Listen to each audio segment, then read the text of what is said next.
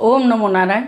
હું અરુણાબેન પી ગોસ્વામી સુરતથી તમારું સ્વાગત કરું છું અરુસ કિચનમાં. તો આજે આપણે બનાવશું હરગવાના પુડલા.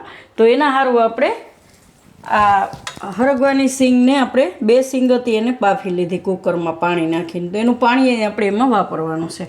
થોડાક આપણે પાન લીધા છે હરગવાના, જે એના ઝાડના પાન હોય એ એમ, અને લીલા ધાણા થોડાક, અને 1 કપ આપણે ચણાનો લોટ લીધો, બેસન, થોડાક લીલા મરચાં આ રીતે ક્રશ કરીને લીધા, મીઠું જોહે સ્વાદ પ્રમાણે, અને અડધું આપણે લીંબુ લીધું છે, અને તેલ જોહે.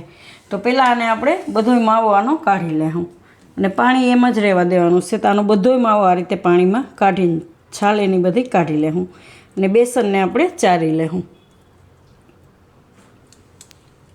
તો આ પાણીમાં જ આપણે બધોય માવો આ રીતે કાઢી લેવું.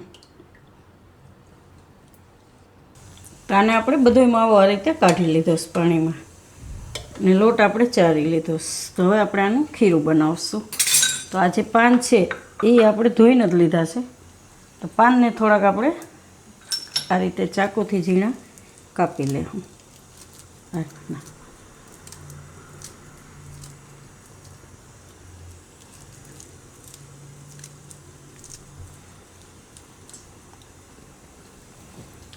ને મરચાં નાખી દઉં લીલા. તો તમે તમારી તીખાશ પ્રમાણે મરચાં નાખી શકો, જે રીતે તીખું ખાતા હોય એ રીતે એમ. અને મીઠું નાખી દઉં સ્વાદ પ્રમાણે,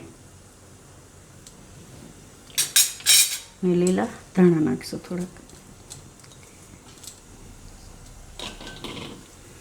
હવે આપણે એમાં લીંબુનો રસ નાખી દઉં. તો ગેસ આપણે ચાલુ કરી દીધો, તવીને ધીમું કરી દો.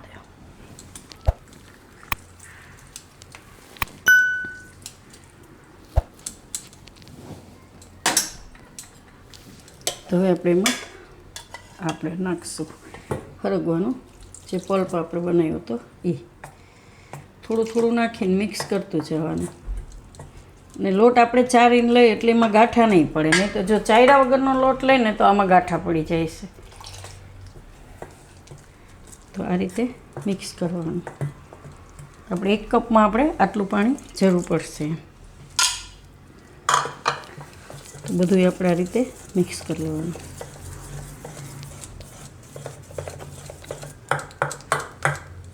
તો પુડલા તો આપણે બનાવતા જ હોય, પણ અલગ અલગ ટાઈપના આપણે આ રીતે બનાવી શકીએ એમ. આ રીતે હરગવાના પુડલા આપણે બનાવી શકીએ. હેલ્થ માટે હરગવો બહુ સારો, એટલે અલગ અલગ રીતે આપણે ખાઈ શકીએ. હરગવાની આપણે ઘણી બધી રેસીપી મૂકીશ, ઘણું 2-3 જાતનું શાક બનાવ્યું, લોટવાળું ને બધી રીતનું એમ.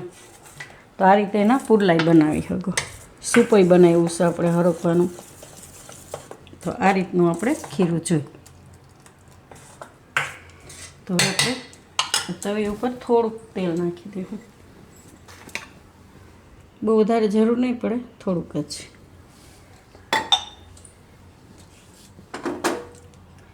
આ રીતે ફેલાવી લેવાનું તેલને.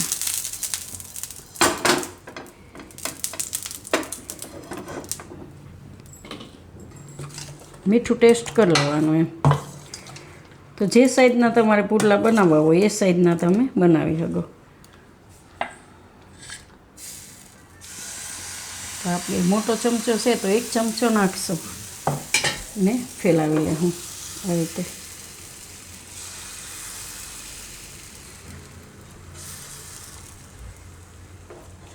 અને નીચેથી આપણે પાકવા દેવું. જરૂર પડે તો થોડુંક તેલ નાખી દેવાનું, અને મીડિયમ ગેસ રાખીને એકદમ નીચેથી સરસ પાકી જાય પછી એને આપણે ફેરવી લેવું. તો આપણે ઉપરની સાઈડ આ રીતે થવા માંડશે, નીચેથી પાકવા માંડશે ને એટલે આ રીતે ફરવા માંડશે, એટલે એને ફેરવી લેવાનું આપણે. તો આને આપણે બીજી સાઈડ ફેરવી લેવું,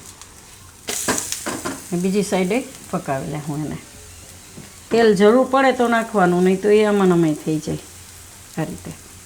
તો આને આપણે પકાવી લેવું, અને આપણે આ રીતે 2 બાજુ પકાવી લેવાનું. થઈ ગયું ને સરસ. તો આને આપણે કાઢી લેવું પ્લેટમાં. હવે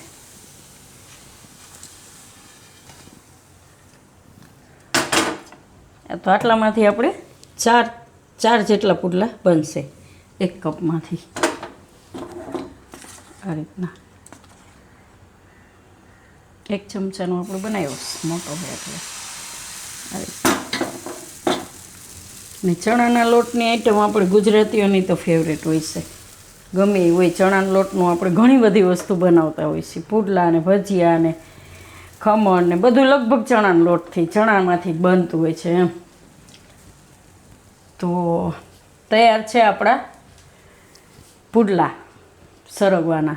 તો જો તમને મારી આ રેસીપી પસંદ આવી હોય તેને લાઈક કરજો, શેર કરજો અને મારી ચેનલને સબસ્ક્રાઈબ કરજો અને બેલ આઇકન દબાવવાનું ના ભૂલતા. કમેન્ટ કરીને કહેજો કે તમને કેવા લાગ્યા હરગવાના પુડલા.